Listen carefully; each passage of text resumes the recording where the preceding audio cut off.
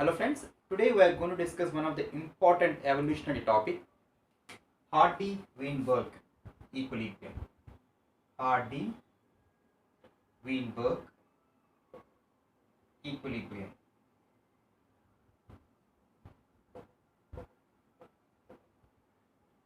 You know,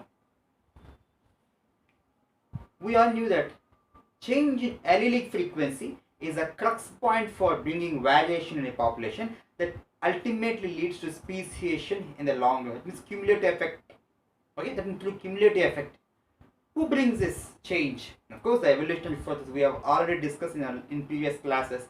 Different evolutionary forces, like for example, mutations, large scale migration, even genetic drift also brings variations.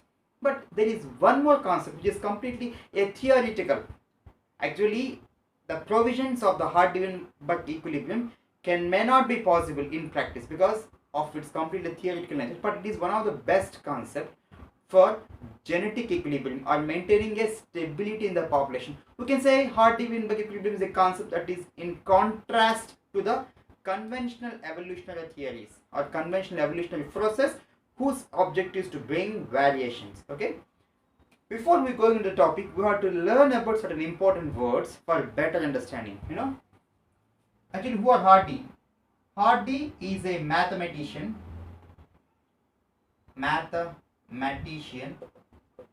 based in UK, and Weinberg is a physician based in Germany. They independently proposed genetic equilibrium, the concept of genetic equilibrium. This is what they have explained, and we will discuss point by point. But as I said, we have to understand some important keywords. Say gene pool, then allelic frequency,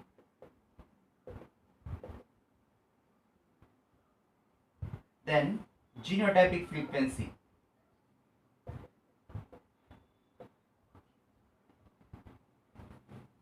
gene pool. The word implies the sum total of all genes present in a sexually reproducing diploid individuals in a given period of time. Okay, whereas allelic frequency, the word it implied the occurrence of an allele, the frequency of an allele of a particular or a specific allele and total alleles of a given population. Whereas genotypic frequency, it is the frequency of genotype in the given population. Generally, the genotypic frequency depends on allelic frequency. Okay, so this is a basic concept. Gene pool is sum total of all genes. Allelic frequency is the frequency of a particular allele in a given, that means in a total alleles in a given population. Whereas genotypic frequency is the frequency of a genotype in the given population.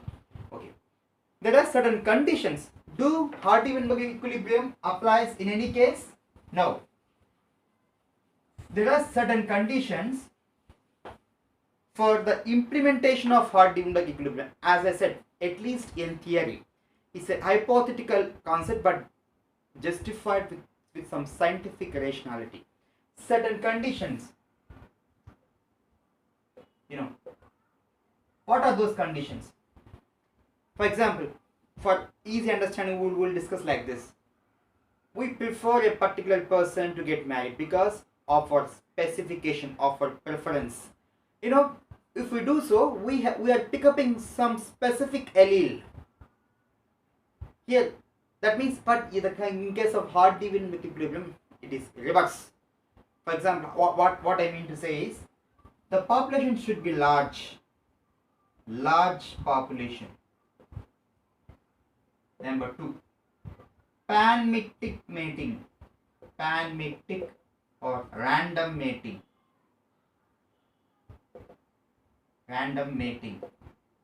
That means we have, in contrast to preferential mating, it should be like random. Why they are preferring? Should be a preference of random mating but not preferential mating. Because if we prefer, we are selecting a group of alleles or one particular alleles. So in the long run, this alleles which has not been selected will get eliminated.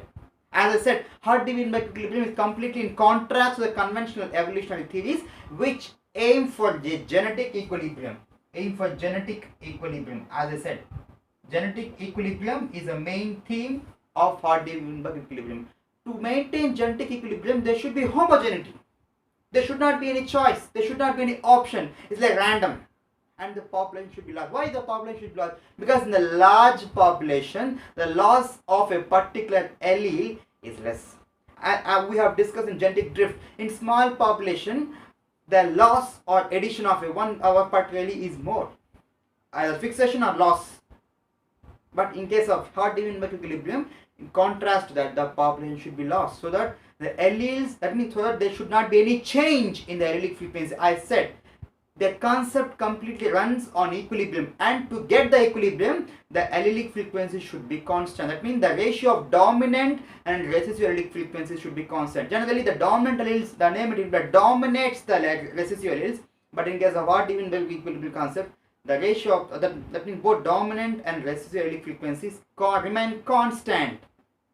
They shall not get changed over a period of time. That means stability of population is maintaining, that ultimately leads to genetic equilibrium. Okay, that's how the issue ends. Okay, for that, random mating is to achieve that objective. Panmatic mating is important. And as I said, no evolutionary forces. No evolutionary forces. For example, natural selection, mutation, large scale migration, and others. No evolutionary, because if there is an action of evolutionary force, what happens? Change in allelic frequency. The first impact of an evolutionary force, say for instance mutation, is variation, which is the basic raw material for the evolution. It would allow, and of course it is a condition. No evolutionary force, and no differential selection. That means with respect to no differential genotype with respect to reproductive success. All genotypes are alike. We cannot say this genotype has higher rate of reproduction or reproductive ability. Differential reproductive success. Here there is no such concept. No differential genotypes or homogeneity. As I said, whosoever or whichever concept that stood again that stood in line of evolution shall be against the Hart-Weinberg equilibrium. So we have to pull up such issues, that means such conditions which materialize the concept of Hart-Weinberg equilibrium. And one of the important also, no differential genotypes. As I said, there is no choice, there is no option, it should be random. Okay, and most important point, no overlapping of generations. No overlapping of generations. That means age is homogeneous. If there is a differentiation in generations, it leads to selection of a particular individual. But here is no such thing. It's homogeneity. No evolutionary forces. No differential reproductive success. Large scale population. Random mating. Whether all this happens in practice, of course, definitely not. Obviously, it is not, because it is completely a theoretical concept. That is what I said in the beginning of the class. It's a completely hypothetical concept, but having some scientific rationality, because its objective is genetic equilibrium. Okay, these are the conditions for the implementation. That means for the materialization of the concept of Hart-Weinberg equilibrium. Okay. Then the next concept. What are the principles? I told you already. Maintenance of genetic equilibrium is the crux point for Hart-Weinberg equilibrium. That means what we can discuss as principles of Hart-Weinberg equilibrium, like principles of equilibrium. How we could establish the equilibrium? There are three central themes. One, allelic frequency equilibrium, then genotypic frequency equilibrium, and equilibrium is neutral. This is very important. Allelic frequency equilibrium means the ratio of dominant and recessive allelic frequency remains constant. The frequency of a particular allele at an autosomal locus remains constant over generation. There is no change. It shall maintain over generations. That is called, that brings about equilibrium in allelic frequency.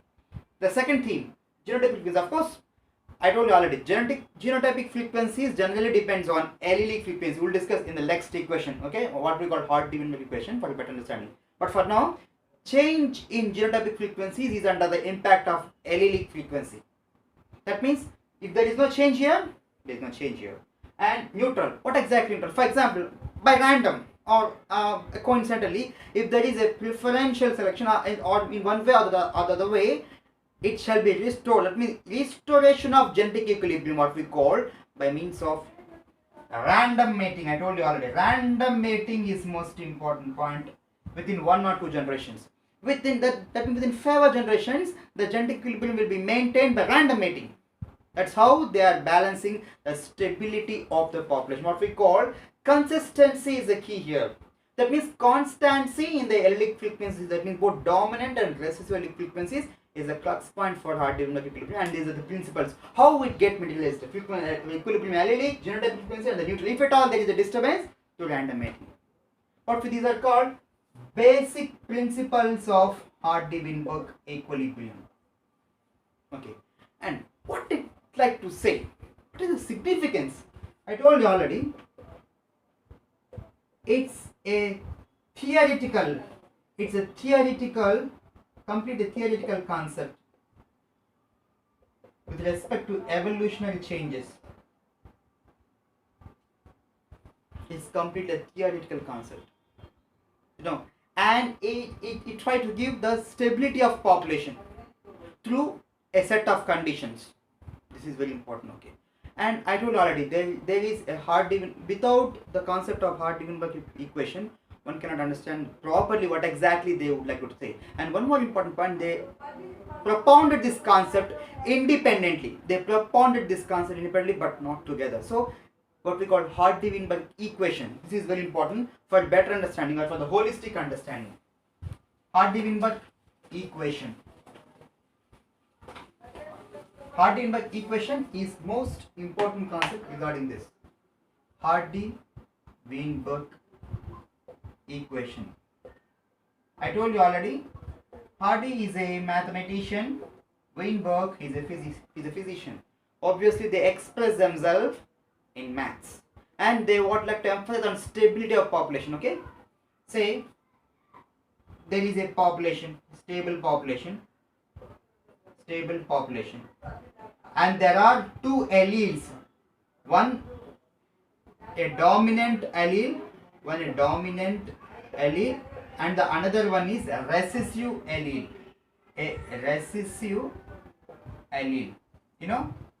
Dominant and a recessive allele. Okay, right? The genotypes regarding these two are, this is one genotype, homozygous dominant, heterozygous dominant, and recessive genotype. Okay, homozygous dominant, heterozygous dominant, and recessive genotype. So these are these. So there are two for a stable population, there are 2 alleles, dominant and recessive, and the genotypes. And we have the most important concept, frequencies. The frequency of dominant allele is P. Okay, and the frequency of a recessive allele is Q. Okay, and how about the frequencies of capital A, that means the homozygous dominant, heterozygous dominant, and the recessive genotype? How about this? Yes, they have expressed in the form of a mathematical equation. We all knew that a plus b whole square equal to a square plus 2ab plus b square is a general 7th class formula. Okay, similar to that, p square plus 2pq plus q square equal to 1. That means p plus q whole square equal to 1. It's expansion equals p square plus 2pq plus q square equal to 1. That means if p plus q whole square equal to 1, that means p plus q is equal to 1. P plus q whole square, if p plus q whole square is equal to 1 and p plus q equal to 1. It's simple mathematical logic, okay? And its expanded form is p square plus 2pq plus p square, wherein p square is the homozygous dominant genotype. That means the frequency of homozygous dominant genotype, that means catlay has been represented by p square, whereas the frequency of occurrence of heterozygous that means catlay small a has been represented by 2pq, whereas the frequency of recessive genotype, that means q square.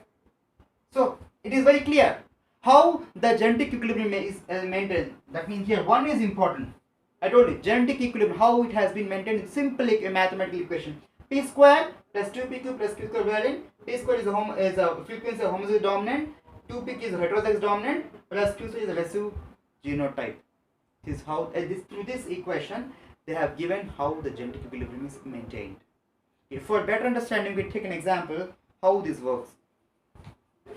For example, you say, for example, for example, we have a population of 1600 individuals. A population of 1600 individuals. Whereas wherein 256 are recessive. 256 are recessive, and the question arises: how about the number of homozygous dominant and heterozygous dominant? Heterozygous dominant. This is very important. The question, for example, how we would like to know the number of homozygous dominant and heterozygous dominant in a population of 1600? For that, we have to solve the first question, q square. That means the recessive genotypic frequency. Q square stands, we have discussed, Q square stands for recessive genotypic frequency. Then we have to solve Q. That means recessive allelic frequency. How we can solve this Q square? That means it can be a simple mathematical formula. Say the number of recessive individuals by total individuals by 1600. Okay, this is simply called 0.16. Okay, then the issue comes, the recessive allele. The 0.16 is equal to 0.4. This is very important. That means Q, ultimately we got Q, that means recessive allele frequency, whereas 0.16 means recessive genotypic frequency. Based on this, we can know P. We can know about P. How can we know about P? That means what is P? P is the frequency of a dominant allele. We knew that there is a formula, P plus Q equal to 1. P plus Q equal to 1. Okay. Simply we already knew the Q. So simply P equal to 1 minus Q. That means 1 minus 0.4. That equal to 0.6. So that means we got it P. So we got Q square, we got Q, and we got P. That means dominant allele frequency we got. Then the next concept, homozygous dominant. That means P square we have to get, then heterozygous dominant, then the number of individuals. Based on this, we have to solve. How? The P square, simply 0.6 into 0.6 is equal to 0.36. It is the P square stands, I told you, homozygous dominant, we get 0.36, and with that we get the number. How can we get the number? The frequency, that means frequency into total number of population, total number. That means 0.36 into 1600. Ultimately we get 576. This is about homozygous dominant individuals. The total number are 576. It's similar to that, the heterozygous individuals. Then next question we have to solve. How can we get? Simply, the heterozygous individuals is represented by 2pq. Here 2p stands for 0.6 and q 0.4. That leads to 0.48. This is called heterozygous dominant. It is a frequency of heterozygous dominant. Heterozygous dominant. Okay. Then final question. Its number we want. That means the number of individuals. How can we know? Simply the frequency. Frequency means 0.48. Frequency into total number of individuals. That means 1600. That gives rise to, it's like 768. This is important. So we get the 2. That means 576 are the homozygous dominant individuals, whereas 768 heterozygous dominant individuals in the total population of 1600. So this is how the issue ends. That means in a stable population, how the Artin equation works, and they clearly emphasize that its aim is genetic equilibrium. Okay, we can like combination. I told you already. My aim is to serve for the needy and poor students. We can share accordingly because not everyone can afford the classes, and my classes may be useful for MSET, NEET, CSR, UGC, NET, ICME, and others. Okay, thanks for listening.